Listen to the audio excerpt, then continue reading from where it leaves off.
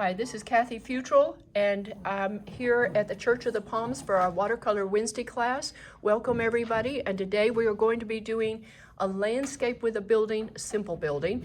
This happens to be a house, but it could be a barn, it could be simple. You see some examples here. This is a covered bridge. These are typical barns with haylofts. This is a barn with multi-level rooftops, and this is a simple little church, that one you might find out in the middle of nowhere down a little dirt road, which we're not used to those little nowhere places anymore, but they do exist. So today I have the photo for you to go by, and I probably need a photo myself. Jim, if you can grab me one. And this is a finished painting that we're going to talk about, and I'm going to do a sketch, and I started one here, but I also have that piece of paper over there that you could grab for me, if you don't mind, Jim. And here's what we're going to do. I have this photograph right here, and I started sketching, but I think I'll do it from scratch so that we all get to see this. So when I'm doing a building such as this, and if anybody wants to come and watch me from right here, that will be just fine. Okay, so I start with a perspective of what I see with a roof shape, and I think about where will my building be. Where will that actually be for, yes, there we go. Thank you. So where will the position of this house be in relation to my piece of paper? So I start with the angle, the pitch of this roof, which is like an upside down V. And so if you're looking at your photograph that I have here to do your painting, to do your sketching first of all, we look at this shape, and I make corrections as I go because I am eyeballing what I have to draw, and I do know that this angle, this is what I do sometimes. I look at this line. You see how if I hold the I hold this pencil right here, the line is going down. What we're dealing with is a sense of perspective. So if I really talked about perspective, all of these lines would actually converge at a point way over here. So that means that this is going to have the vanishing point on the horizon, which is called our eye level. Our eye level is about right here. Now, I shot this photo out of a window as we were up in the mountains because I was looking for this kind of angle as a challenge to sketch. There were some fall colors in here, so hence I have obviously exaggerated the colors that I saw around, but I want you to have fun with making up your trees and also sketching and drawing rocks, okay? So our goal today is a little bit complex, but most of you are pretty advanced at this and you've been practicing for years, so that's what we do. We try to improve our skills by practicing. And I don't care how many times you sketch or paint a building, we're working on trying to get the proportion of what we see and the angles. And don't hesitate, if you happen to have a straight edge, to use that straight edge to make a line. For example, if I don't have a ruler, I never hesitate to use something that can give me a better straight line than my arm. So don't be shy about doing that. And we have to also keep in mind what's going on in the architecture. Okay, so this line does go down, and then we have the shape. I do see a funny little thing going on right here, and when I did the original sketch this morning, I left that out because I didn't think it was important. Now, an architect might argue with me that that's a support beam and needs to be there, but artistically, I chose to leave it out. Again, we have to draw what we see and not what we know.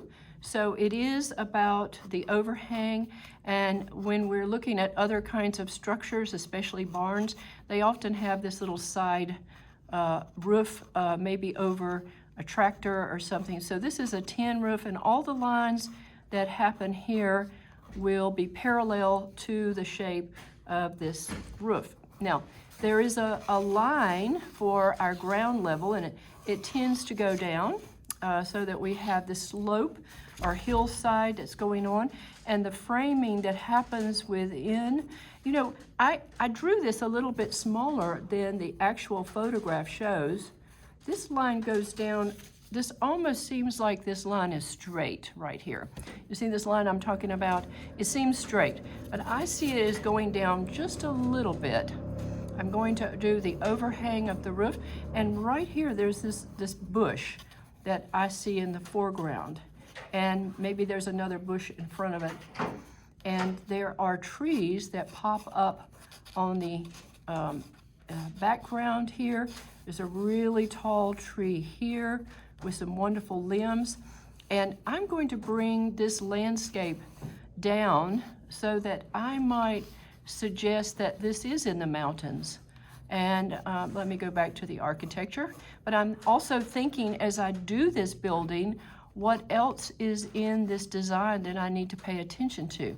Where this beautiful orange tree that's right here, and there is a bush or a small tree here with other bushes that began to develop. Now, I even see another little building right here that I choose to leave out. The focus is going to be this house or this building. And there is a porch. And before I painted, I would encourage you to clean up your pencil lines, and I too need to be aware of making this a little neater. This has a log cabin look on this part of the architecture, but there are 2 windows here, and I'm framing in those windows and then adding the log look, which is going to alternate lights and darks. And then this is a porch area that has a sort of a closed-in porch. So I'm just adding the detail. And when I was doing the painting this morning, I decided to add some things like some stonework here, just to give us some more variety. There's a window here. And remember to make sure you're not leaning your windows. Sometimes I have a tendency to get a little crooked, and I don't want to do that. I want it to be accurately rendered. There are 2 lines here, just as there are. Let me go back and straighten this one up a little bit. There are 2 lines here, and this is, I don't know if that's called the fascia, but it's the overhang of the roof, and all roofs have to overhang, otherwise water would get where it's not supposed to get. So you have to pay attention to the architecture, and I just sort of messed up right there because the end of this would be here.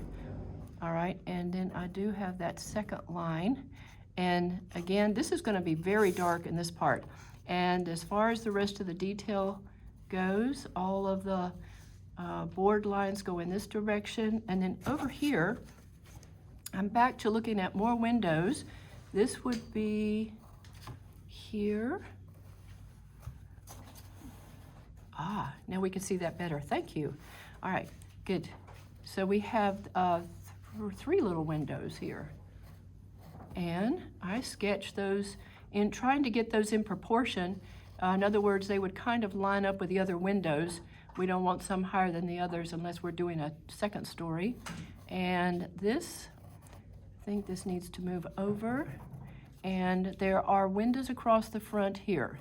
So it looks like 4 windows, I believe, and they're going to line up pretty much the same way. This bush comes in front. Now, there is some little detail that comes along here and more trees. I noticed that there's this beautiful pine tree here. It's kind of not as bold as I might tend to make it. There are trees that are behind trees, and of course this big orange one really takes precedence here. And then in the foreground, and I can move this away and we'll just focus on now the sketch. I can sort of make up other trees that are in here. Am I in the right place about right here? I just was wondering if I should click. Okay, and then I'm going to do some foreground rocks in this area here where these big rocks would actually be. And it helps to kind of place the shapes here. Okay, so are we seeing all of this now? Mm-hmm. Okay, great. And this is a big bush because it's the foreground and we want to be able to see what's going on. So we have what we call a foreground, a middle ground, and a background. And the first thing we're gonna do is do our wash for the sky. So I'm always using water. Whoops, so it looks like I didn't take the pink out of my brush. So when I paint, I'm using the palette with all the colors that I have, and I start by using rounds and flats. This is my flat brush. Here are some examples of round. I like my rounds to have a nice point, and I sometimes end up with more than one brush in my hand. But let's start with the sky. Now the sky could actually come down a little bit over the landscape, and I'm going to be working with several different blues. And so the blues that I'm working with are like the cerulean.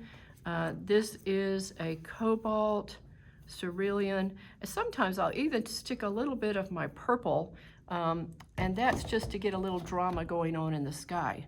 Now, I didn't really tape my paper down very well. Let's put more cerulean into that. And I come across the sky, leaving some whites.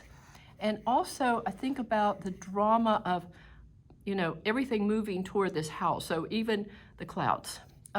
Next, I'm gonna do my greens for the, oh, you know what? With this same gray color, I'm going to add some color to the rocks, because the rocks are really gray. You can see I exaggerated how many rocks I placed in here, but I think that's going to add the foreground.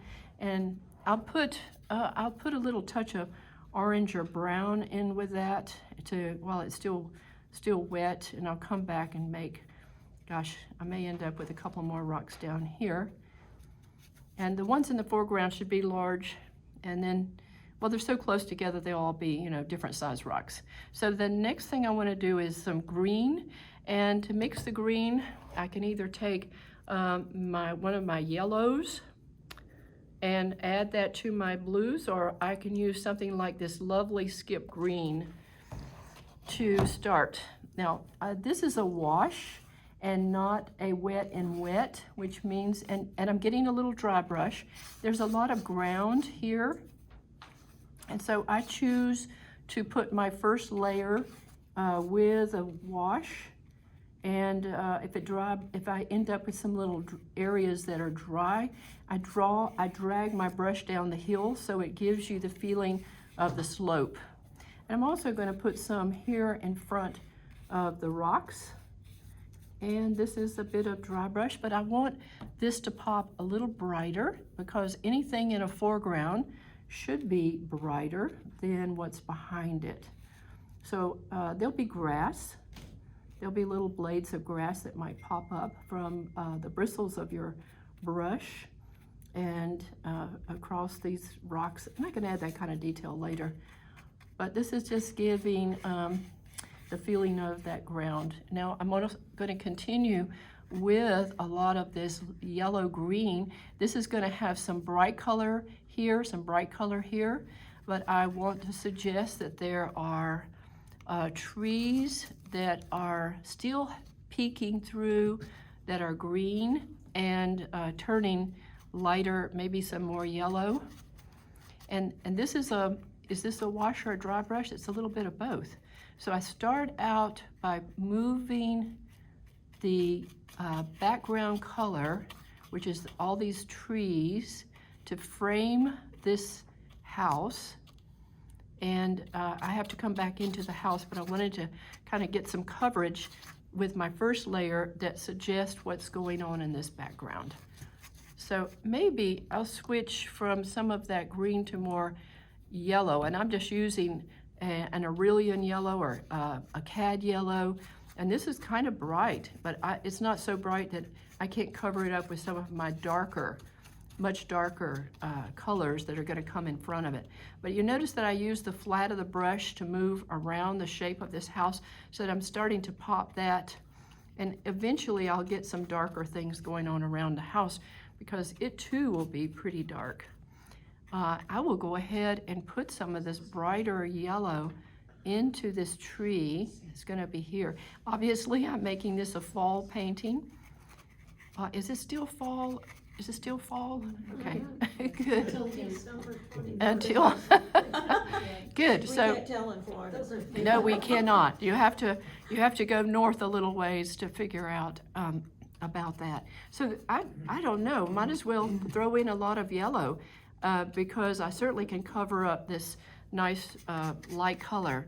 So this gets us started. I want to jump into the building a little bit, and because the building is a red roof, I'm just taking some of the red, which I'll eventually use to, and this is, I usually use my rose madder. I don't know why I dipped into alizarin, but see that nice red, and that red will be what I use for the roof. I noticed though that there's a lot of sheen to this roof where it's lighter and then a little darker, and I think that's because it's an overcast day.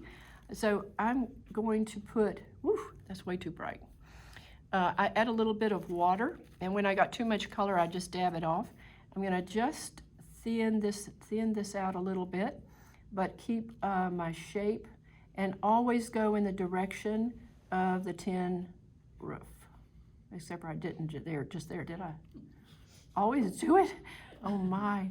So, that's what teachers do. They tell you what to do and then they do something different.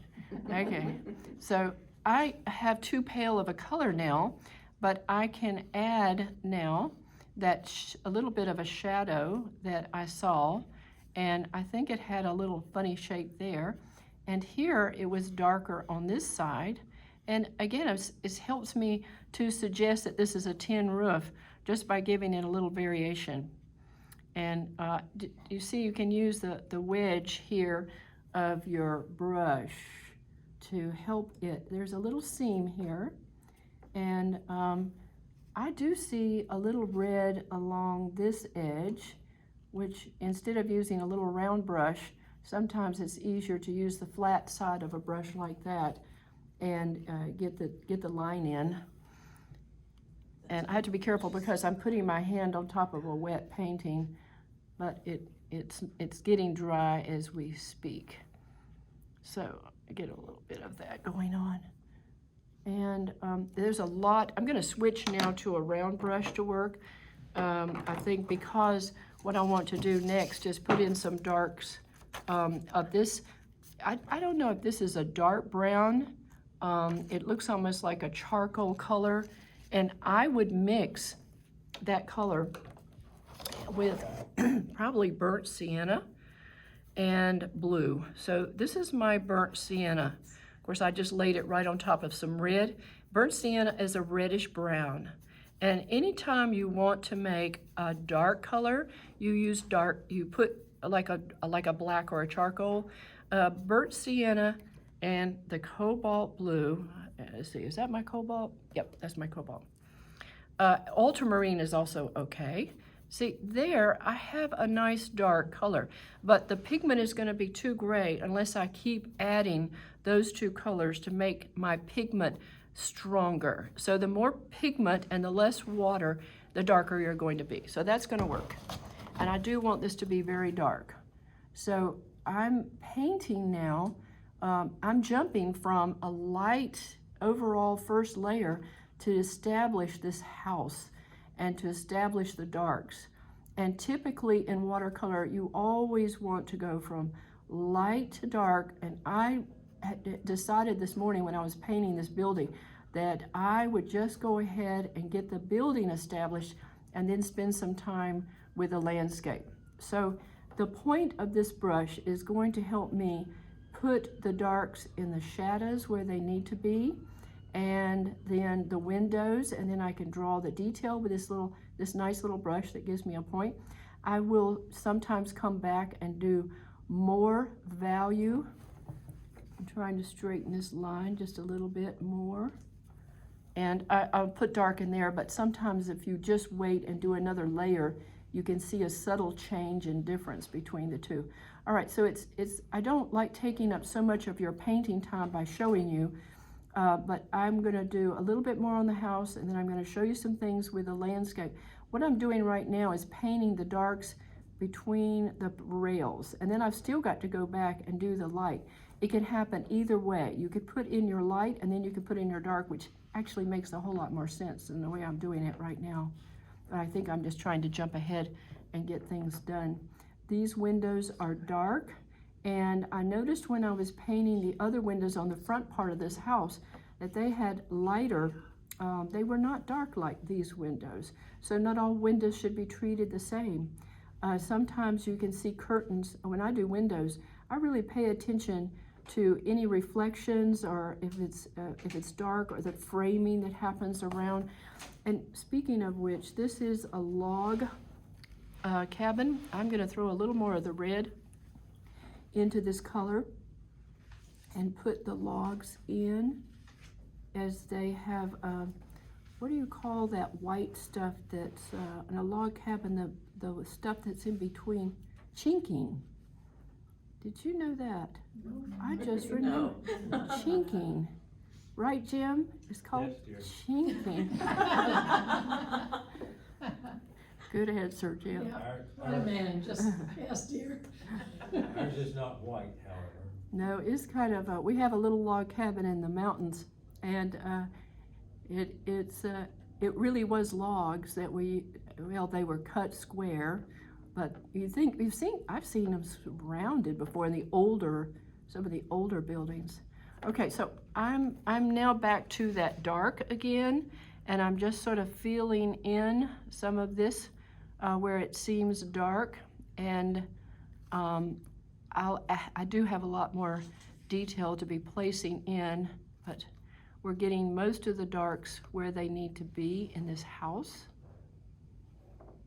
And so this is like an add-on, and this could have been an older, I don't really know. It's just a house that I passed on the road, and I thought that's a pretty cool house. I liked the shape and the colors of the red roof against some of the nice colors in the landscape. So when I go with these windows, well, let me finish up here. These windows were a little lighter in the reflections. Let's see. Yep, this just goes down the hill a little bit, and the same thing here behind this bush. We can see part of the house and the bushes in front. So sometimes when I know the bush is going to come in front, I just do that little jagged edge to suggest where this bush is going to be. The bush is going to probably have some branches in it and also be dark at the bottom and show spaces in between. So here, this has some shading above this window, and actually I see another, while I've got the dark on my brush, I just do a little more detail with trimming up this house, the roof line. And here, this is already beginning to dry, and I'm going to go ahead and make this dark. This is the, oops, didn't want to lose all of my light there, lost a little bit of it. And this is rather dark right here. I leave a little light showing here and a little bit more light there. Okay. Now, I do sometimes come and add a hint of the tin roof with a few calligraphy strokes. And all right, so these windows, this one was a dark window, so let me get that one done. And this was much darker. I'm going to fill in a little bit of this. This is a porch. I'll do a light, I'm just putting water. I'm just adding water to this. Now we can see the rail a little bit and this under part. Okay, and these windows had a lot of blue. I'm just using my sky blue color. And I guess they were just reflecting the blueness of the sky.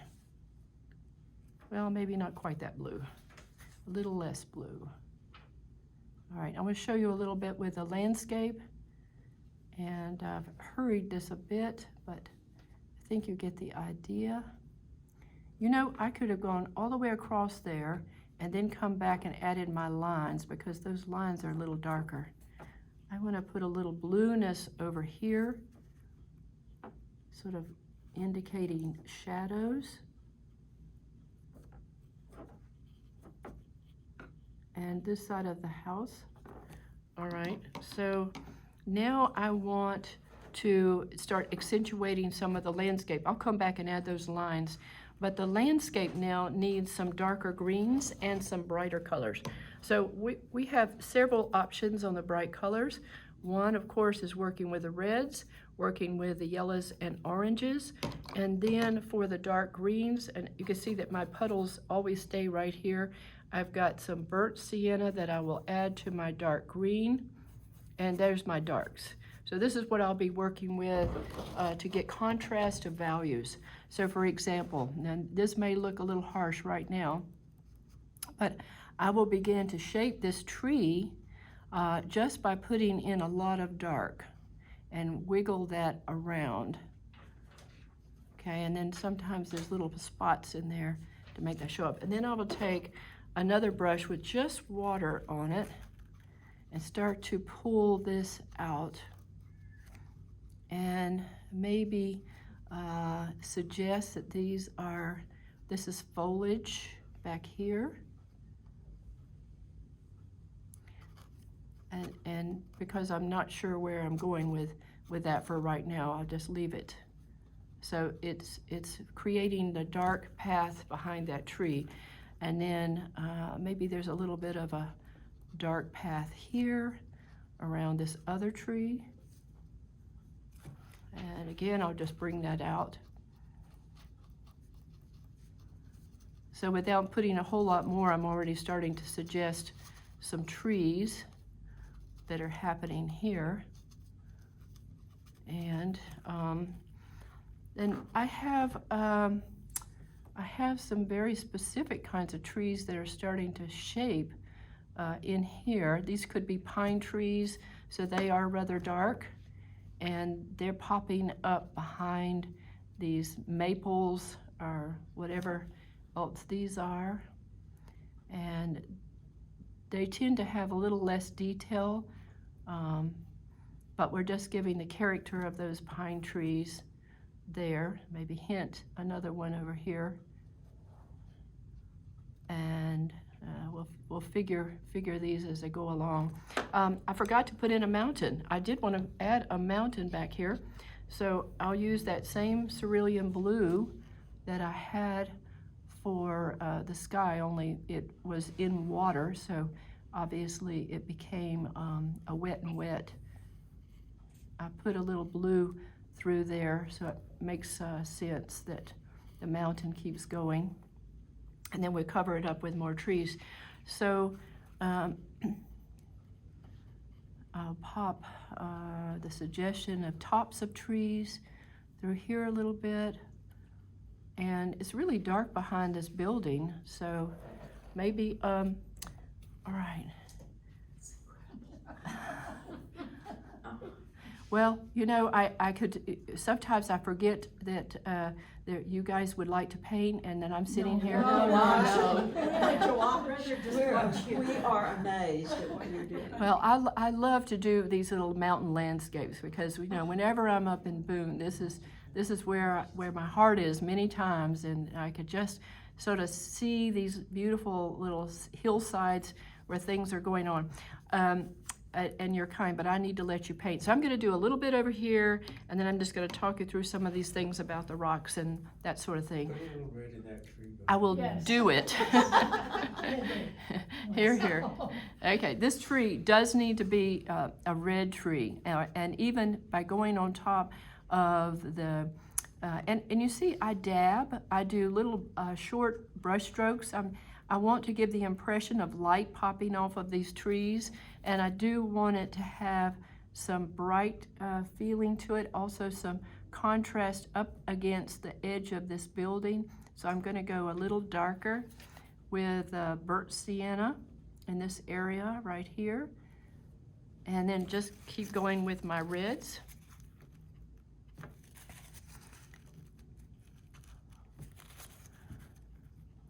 And even a bit of orange, which, you know, this tree is pretty bright. It's a lovely tree. But I want some of that yellow still showing through too. Uh-oh, we didn't have red down here. So I just sort of wiggle my brush through here and I will add, I feel like it should have had a little more of that yellow showing through. So lifting sometimes when you get really carried away is not a bad little approach. Okay, and there's some really greens down in here too. So sometimes the green is just part of that changing color. And there's this little orange tree too. So let's put some color in this.